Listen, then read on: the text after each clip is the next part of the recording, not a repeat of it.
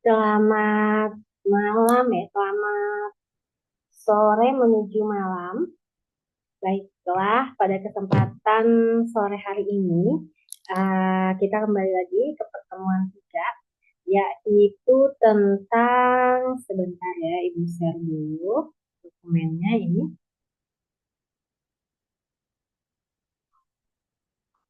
Oke, tunggu sebentar. Nah, tentang cash flow dan komponen pajak. Nah, sebelumnya, mari dijelaskan dulu apa itu cash flow. Kan Ibu ngajarin tentang, oh ya, laporan laporan di dalamnya ada beberapa ya. Ada laporan keuangan itu kan ada laporan arus kas, kemudian neraca, terus juga ada lagi laporan perubahan modal, kemudian harus neraca, laporan laba rugi. Nah, itu kan yang paling terbahas tentang ini laporan arus kas. Jadi misal, nah, laporan arus kas atau cash flow. Jadi memang dalam dunia bisnis itu sendiri kan memang sering ya gitu, kita mencatat apa aja kas masuk, kas keluar gitu kan di dalam transaksi kita, di dalam bisnis kita. Itu adalah hal yang paling dasar gitu. Oh, misal gini, kalau saya punya bisnis ya, eh, dalam satu bulan ini, mulai dari tanggal 1 lah gitu, 1 April lah. Oh, modal awal gini. Terus kita tulis nih pengeluarannya. Beli bahan baku.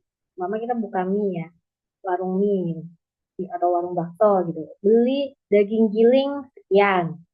Pengeluaran terus. Baru nanti begitu kita sudah buka usahanya gitu kan ya. Buka usahanya itu menjadi seperti ini loh. Menjadi ketika usahanya dibuka itu menjadi modal, gitu. Menjadi modalnya kita, menjadi pendapatannya kita gitu. Kan begitu warungnya dibuka, oh ada pembeli nih. Hari ini yang beli bakso ada 100 orang. Yang beli es teh ada 100 orang. Kan dicatat tuh, ya kan?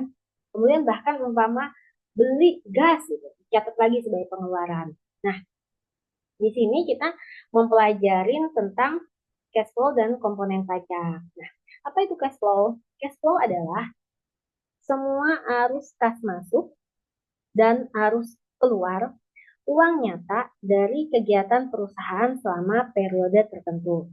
Biasanya dibagi 3 bagian laporan arus kas.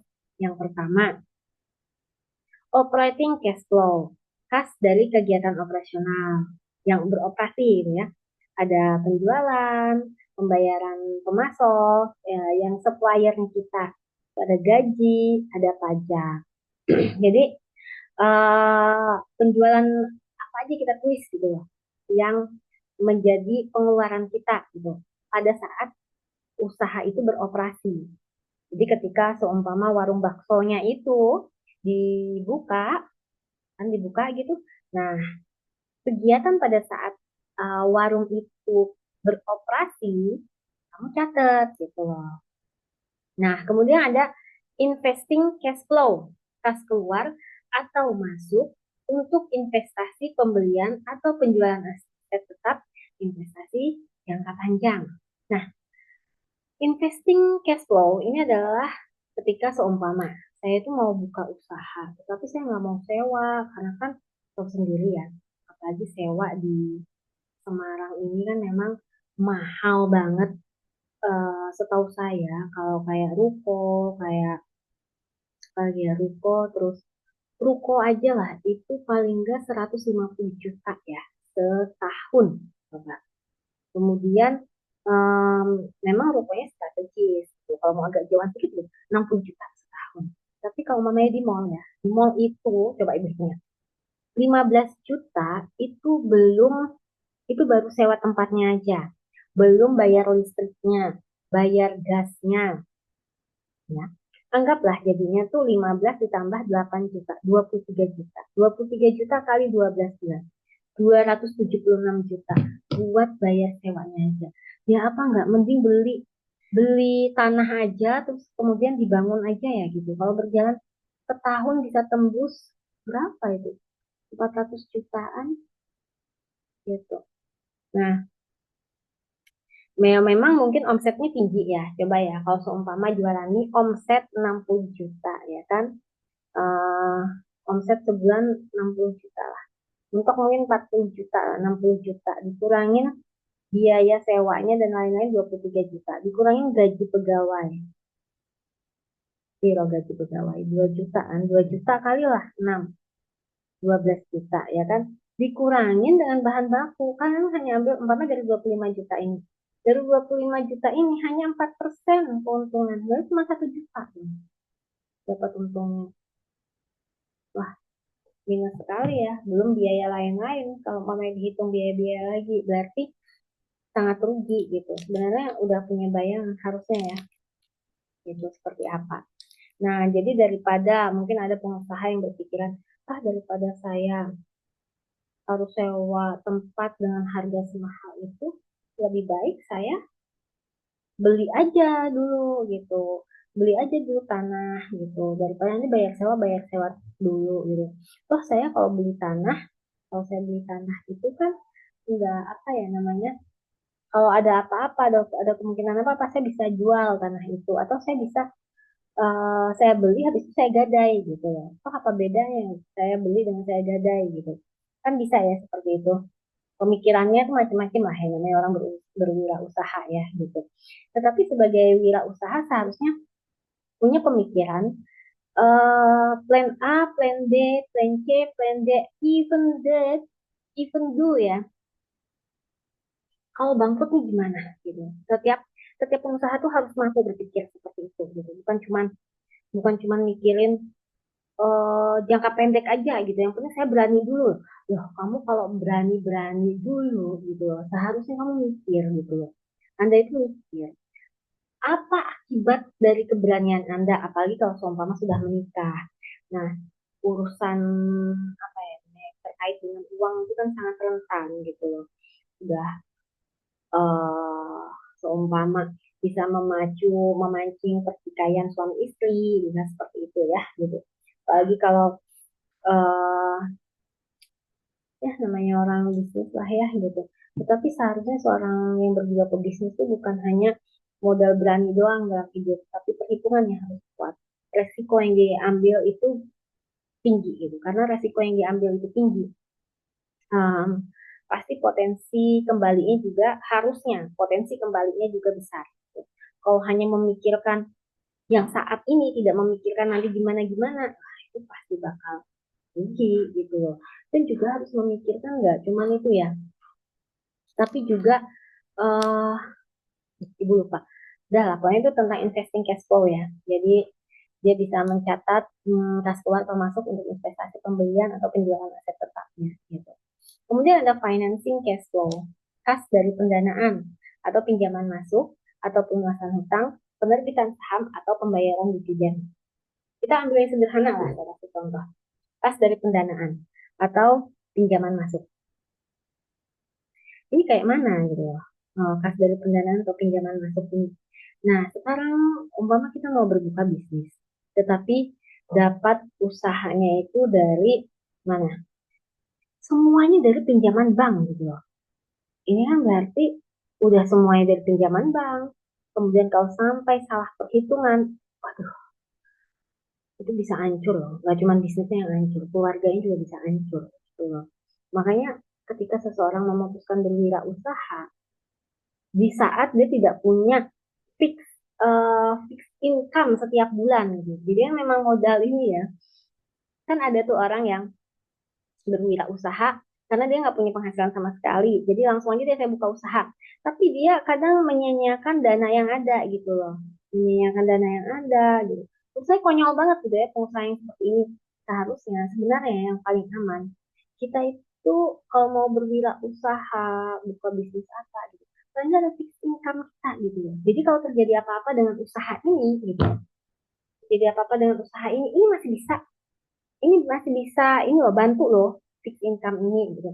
Jadi usaha kamu itu tidak melebihi fix income kamu gitu. Jadi sehingga kalau seumpamanya terjadi apa-apa, fix income ini bisa mengcover semuanya gitu loh. Jadi seberani-beraninya kita berbisnis, kita harus tahu gitu loh. Bumper kita nih bisa nggak apa ya namanya? Bukan bumper, buffer kita nih bisa nggak? Penyanggah kita nih bisa nggak? bantuin kita gitu. Apa itu? Penghasilan fixed income kita gitu. Jadi sebenarnya paling aman sih sebelum berwirausaha itu kamu memang sudah harus ada fixed income. Entah itu kamu punya pekerjaan lain dengan gaji tetap atau kamu punya investasi kamu yang lain yang sudah kontinu memberikan hasil tiap bulan gitu loh.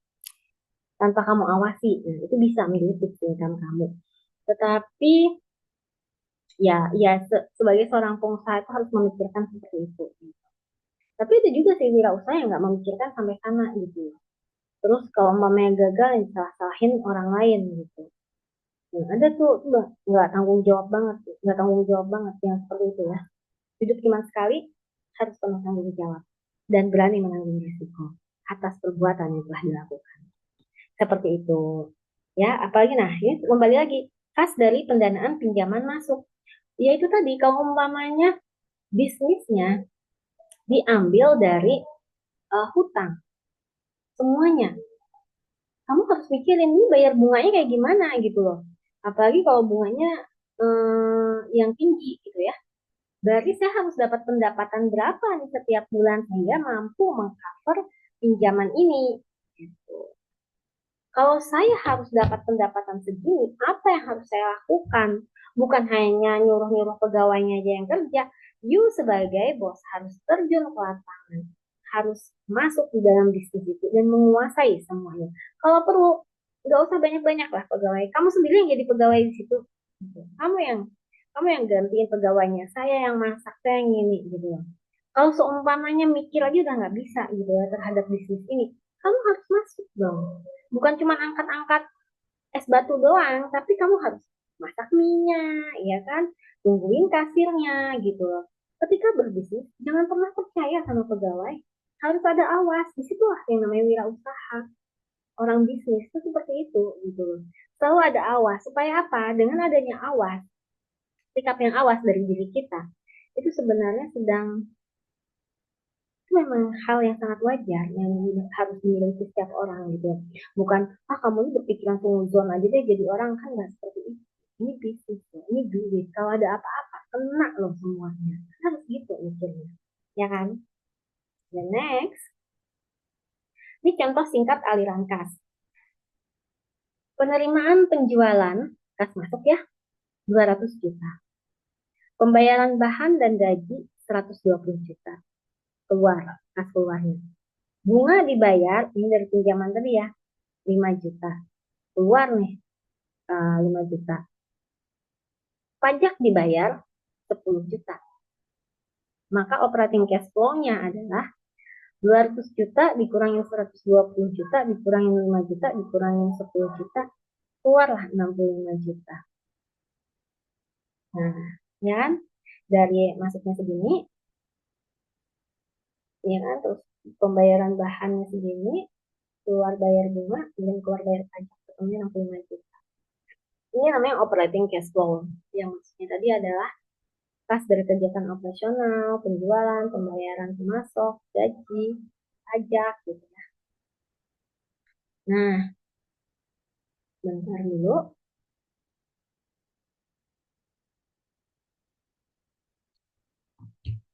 Setelah itu kita bicara tentang kita bicara tentang untuk cash flow dan komponen pajak terdiri dari tiga hal.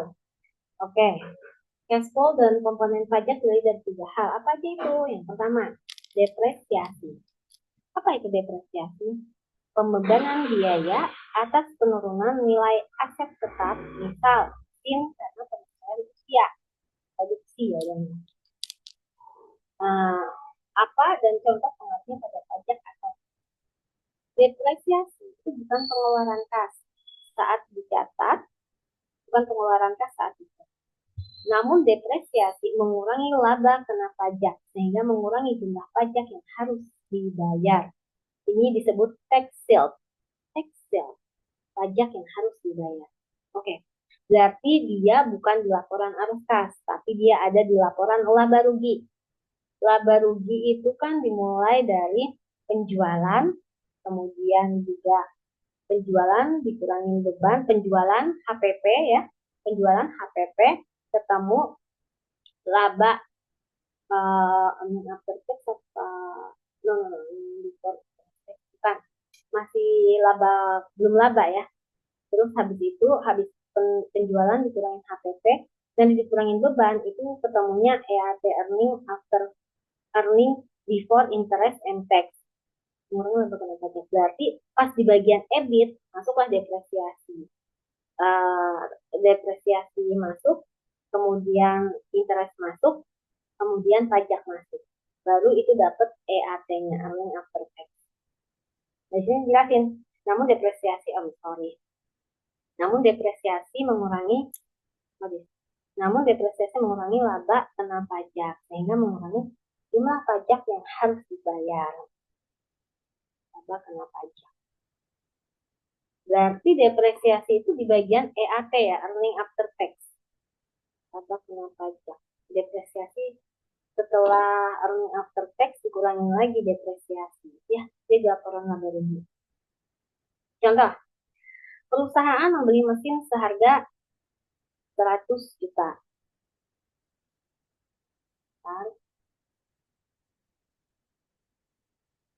Perusahaan membeli mesin seharga 100 juta. Umur ekonomis 5 tahun. Metode garis lurus ini untuk pajaknya 25%. Depresiasi per tahun 100 juta dibagi 5. Karena tadi 5 tahun ya. Ketemunya 20 juta. Misal laba sebelum depresiasi dan pajak. EBIT, earning before interest and tax, itu 50 juta. Laba kena pajak setelah depresiasi. Laba kena pajak.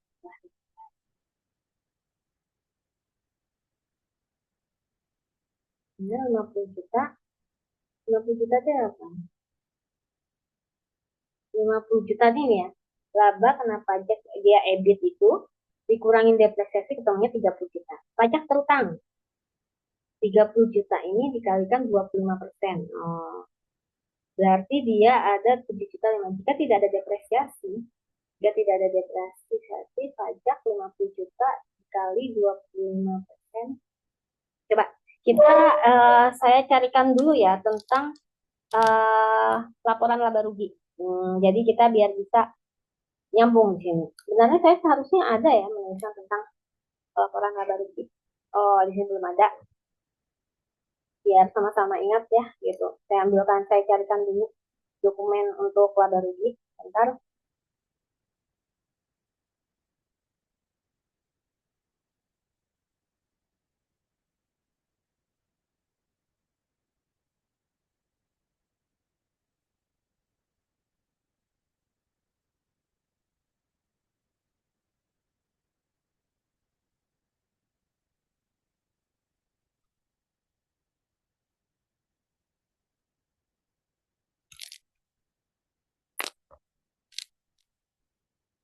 Masih sederhana ini ada sih. Oke.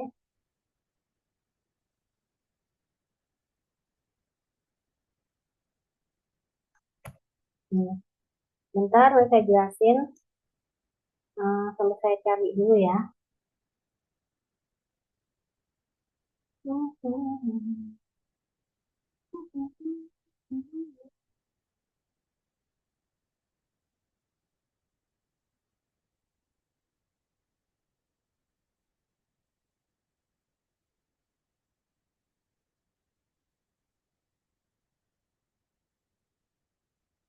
Harusnya saya punya sebenarnya laporan keuangan saya.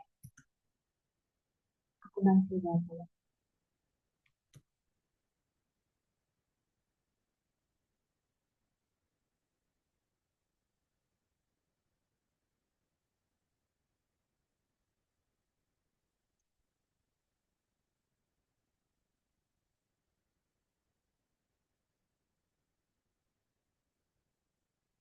Saya stop share dulu. Habis itu sebentar saya demo. Oke, oke. Bentar ya, saya mau lihat. Ini sesungguhnya.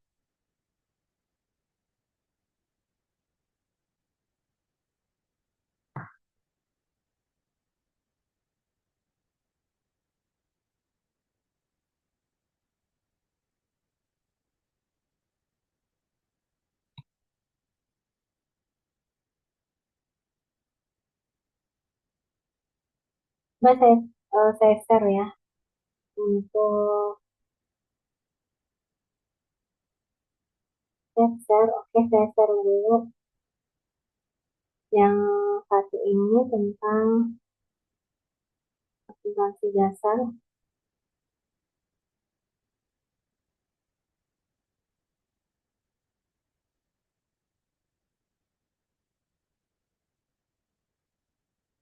Mau di post?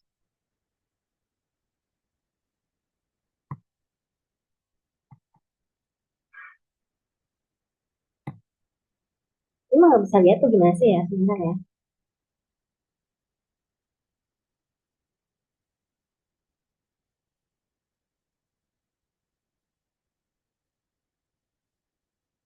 Sebentar. Ini mana terbuka dua ya? Ini tuh nggak mau saya buka gitu. Ini doang.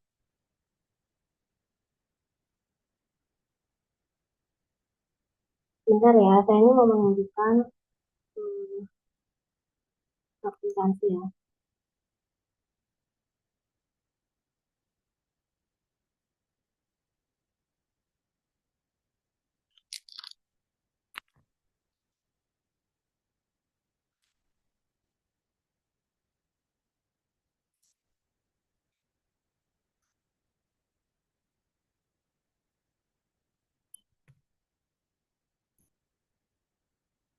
Hmm,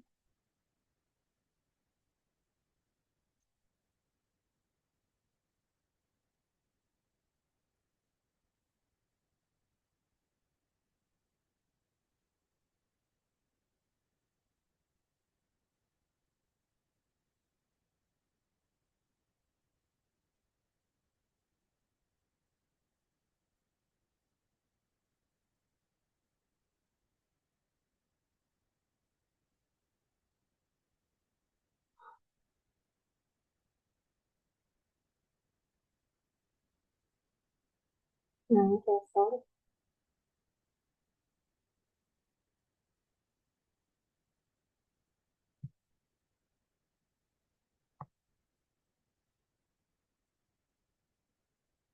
Oke, sudah kelihatan ya.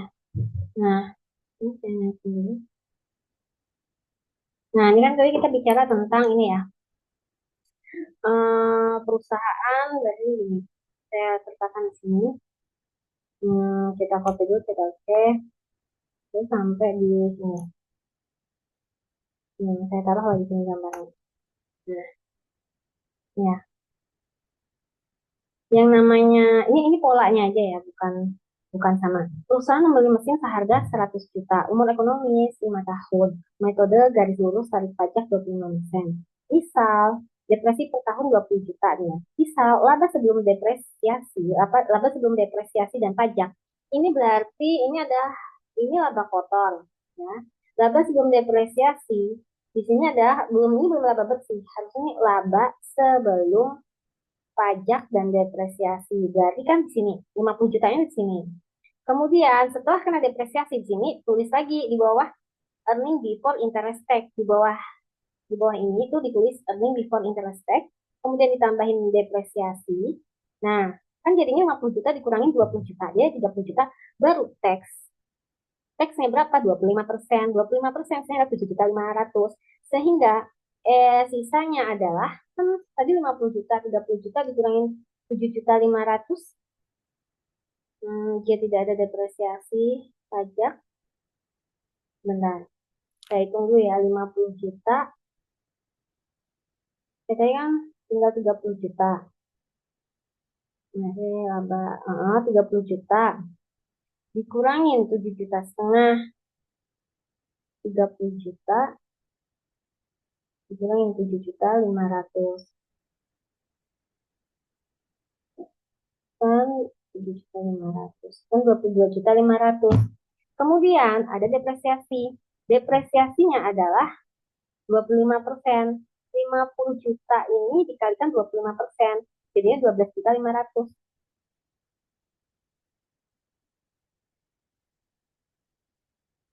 Penghematan pajak 12.500 dikurangin 7.500. Oh, ini bukan. Ini kan pajak terhutangnya ketemu 7.500.000. Dia menghitung pajak terhutang. Jika tidak ada depresiasi, pajak 12.500.000. Penghematan pajak 12.500.000 dikurangin 7.500.000 atau depresiasi 20% kali 20 juta dikalikan 25%. Ini kan depresiasi tadi kan 20 juta dikalikan 25% ketemunya 5 juta.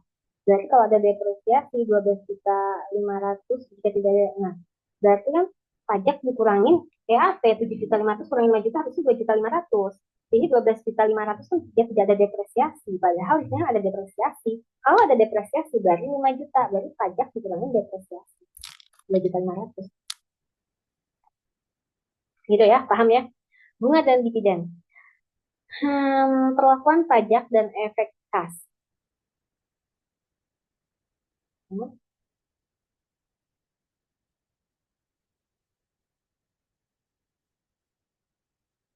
Bunga dan dividen, perlakuan pajak dan efek kas. Bunga yang dibayar atas pinjaman biasanya dapat dikurangkan atau tax deductible. Artinya bunga menurunkan laba kena pajak, memberikan tax shield seperti depresiasi. Contoh, bunga dibayar 10 juta, tarif pajak 25%. Penghematan pajak 10 juta dikali 25%, 2.500.000. Tax shield pengurangan pajak. Namun bunga tetap mengeluarkan kas keluar nyata. Jadi walau pajak turun, kas bersih yang keluar bunga penghematan pajak. Dividen, pembayaran pemegang saham bukan biaya yang dapat dipulangkan untuk pajak perusahaan. Pembayaran dividen mengurangi kas dan finansial, tapi tidak mengurangi laba kena pajak. Contoh, perusahaan membayar pajak 15 juta, kas berkurang 15 juta, pajak kurang oleh pembayaran dividen. Ini ya, bunga dibayar 10 juta, atas biasanya dapat dikurangkan. Oke, 10 juta, tarif pajak 25%. Namun bunga tetap mengeluarkan kas keluar ya. Jadi walau pajak turun, kas bersih yang keluar, bunga dong. Tetap uang tuh keluar, tetap ya bunga dikurangi penghematan pajak. Jadi bunga dibayarkan ke bank, pajaknya dibayarkan ke pemerintahan. Ya memang semakin banyak utang tuh bisa mengurangi pajak, tetapi apakah efisien utang yang banyak itu? Kalau bisa sekarang sih nggak utang-utang lah. Ya, hmm, kalau punya beli, kalau nggak punya nggak usah bilang, nggak usah maksain gitu. Tabung aja dulu sampai punya. Karena capek banget loh bayar bunga bunga bank itu, bunga utang-utang kayak gitu tuh. Kalau pinjam, kan? Kemudian dividen, pembayaran pemegang saham. Bukan biaya yang dapat dikurangkan untuk pajak perusahaan. Pembayaran dividen mengurangi kas dalam financing cash flow, tapi tidak mengurangi laba kena pajak. Tidak ada tax shield. Perusahaan membayarkan 15 juta, kas berkurang 15 juta. Pajak perusahaan tidak terpengaruh oleh pembayaran dividen. Nah, kalau dividen kena semua, ya kasnya kena, berkurang 15 juta, pajak juga kena. Tapi kalau bayar bunga hutang, pajaknya berkurang. Umpama kena pajak 25%, ini berkurang 25. Itu ya, ini dulu.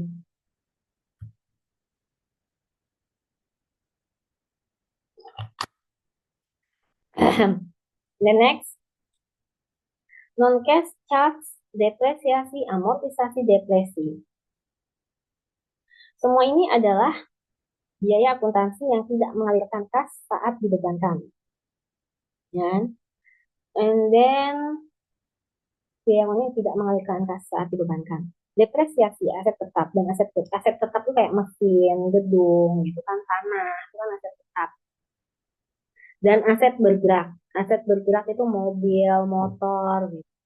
Amortisasi, pembebanan aset tak berwujud, hak paten, goodwill sering diamortisasi tergantung aturan. Depresi, pengurangan sumber daya alam, pertambangan minyak, di laporan arus kas. Non-cash charge dikembalikan ke OCF, ditambahkan kembali ke laba bersih karena tidak mengurangi kas.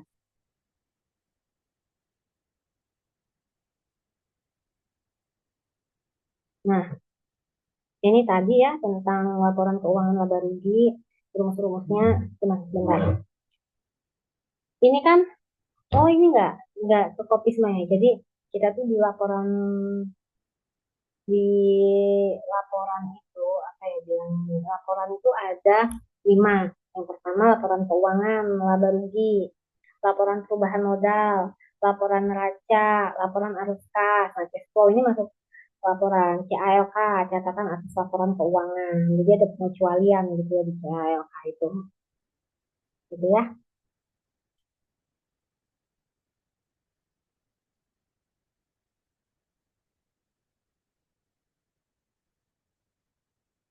Ini tuh udah 25 menit belum ya? Karena 19 10 dikurangi 18,37. Sudah ya. Baiklah, terima kasih atas perhatiannya. Kita lanjut lagi nanti di bab selanjutnya karena masih banyak yang kurang. Selamat malam.